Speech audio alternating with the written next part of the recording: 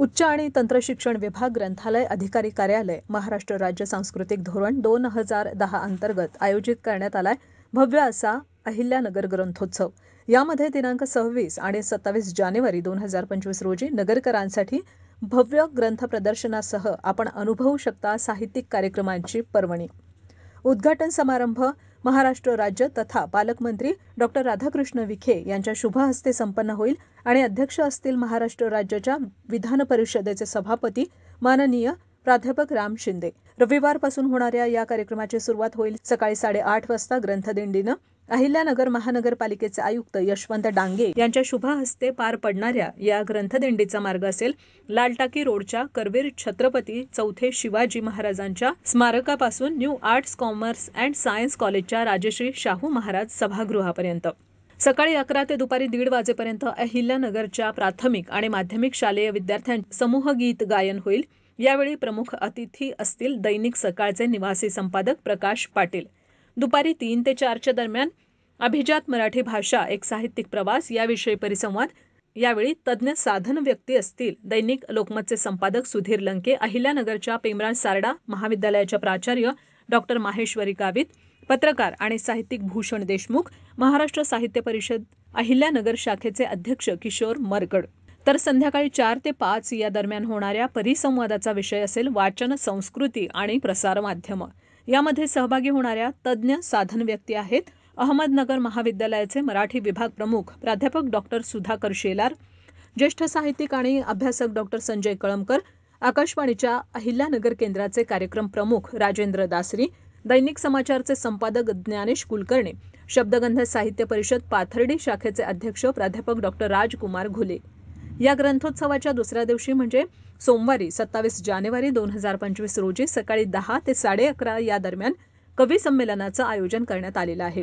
अध्यक्ष असतील ज्येष्ठ कवी चंद्रकांत पालवे आणि प्रमुख पाहुणे म्हणून ज्येष्ठ साहित्यिक लहू कानडे, त्यांच्यासोबत सिने गीतकार साहित्यिक बाबासाहेब सौदागर यांची उपस्थिती राहणार आहे। यानंतर लगेचच म्हणजे सकाळी 11:30 ते 12:30 दरम्यान ग्रंथालय लोकशिक्षणाची संस्कार केंद्र याविषयी परिसंवादाचं आयोजन करण्यात आलेलं असून यासाठी तज्ज्ञ साधन व्यक्ती असतील न्यू आर्ट्स महाविद्यालयाचे मराठी विभाग प्रमुख डॉक्टर लक्ष्मीकांत येळवंडे आणि याच महाविद्यालयाच्या ग्रंथपाल संगीता निमसे यांच्यासोबत नवा मराठाचे संपादक सुभाष गुंदेचा, दैनिक दिव्य मराठीचे उपसंपादक बंडू पवार, ज्येष्ठ साहित्यिक डॉक्टर बापू चंदनशिवे हे उपस्थित राहणार आहे। दुपारी 12:30 ते 1:30 या काळात भारतीय ग्रंथालय चळवळीतील आश्रयदाते महाराज सयाजीराव गायकवाड यांच्याविषयी ज्येष्ठ साहित्यिक बाबा भांड यांचं व्याख्यान आपण ऐकू शकाल। हास्य तरंगाचा कार्यक्रम होईल दुपारी 3 ते 4 या वेळेत।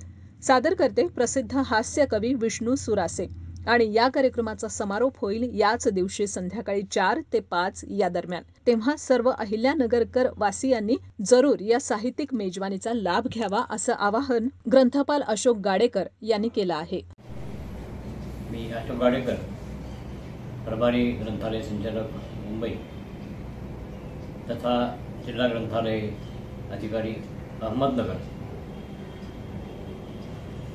उच्च व तंत्र शिक्षण विभाग ग्रंथालय संचालनालय महाराष्ट्र राज्य मुंबई, जिल्हा ग्रंथालय अधिकारी कार्यालय अहिल्यानगर आयोजित अहिल्यानगर ग्रंथोत्सव 2024चं आयोजन रविवार 26 जानेवारी, सोमवार 27 जानेवारी या 2 दिवसामध्ये वाचकांसाठी आपण केलेलं आहे। सर्व नागरिकांमध्ये वाचन संस्कृतीची वाढ व्हावी, ग्रंथप्रेमींना एकाच ठिकाणी पुस्तकं उपलब्ध व्हावी, प्रकाशकांनाही एका ठिकाणी येता यावं आणि वाचन संस्कृतीचा प्रचार आणि प्रसार व्हावा या मुख्य उद्देशाने राज्य शासनाने संपूर्ण राज्यामध्ये ग्रंथोत्सवाचं आयोजन सुरू केलेलं आहे। मागच्या महिन्यामध्ये काही जिल्ह्यांमध्ये ग्रंथोत्सव झाले, याही महिन्यामध्ये सुरू आहे आणि त्याचाच एक परिपाक म्हणून आपल्या अहिल्यानगरचा ग्रंथोत्सव या ठिकाणी होत आहे। मागच्या वर्षी अहिल्यानगरचा ग्रंथोत्सव खूप चांगल्या पद्धतीने झाला, प्रचंड मोठ्या प्रमाणामध्ये ग्रंथांची विक्री झाली, वाचक विद्यार्थी यांचा उत्स्फूर्त प्रतिसाद मिळाला आणि ह्याही वर्षी आपल्या संपूर्ण अहमदनगर जिल्ह्यातील रसिक, वाचक, विद्यार्थी, प्राध्यापक, शिक्षक आणि ज्यांना वाचनाची आवड आहे असे सर्व नागरिक या ग्रंथोत्सवाला येतील, त्या प्रदर्शनाला भेट देतील. या वर्षीचं वैशिष्ट्य असं आहे की आपण शासनाचं प्रकाशन स्टॉल आहे, त्याचबरोबर NBTचं आहे आणि महाराष्ट्रातल्या वेगवेगळ्या जिल्ह्यातील कानाकोपऱ्यातून प्रकाशक मंडळी, ग्रंथ विक्रेते येणार आहे आणि चांगली पुस्तकं आपल्याला पाहायला मिळणार आहे.